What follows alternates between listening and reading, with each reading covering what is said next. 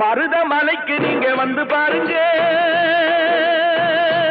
ஒரு தரம் மருதமலைக்கு நீங்க வந்து பாருங்க, ஈசன் மகனோடு மனம் விட்டு பேசி பாருங்க. மருதமலைக்கு நீங்க வந்து பாருங்க, ஈசன் மகனோடு மனம் விட்டு பேசி பாருங்க. தீராத வினைகள் எல்லாம் தீர்ந்து போகுங்க, சத்தியமா சொல்லுறேன், தீராத வினைகள் எல்லாம் தீர்ந்து போகுங்க. அது தீராவிட்டால் வந்து என்னை கேளுங்க, அது தீராவிட்டால் வந்து என்னை கேளுங்க. மருதமலைக்கு நீங்க வந்து பாருங்க.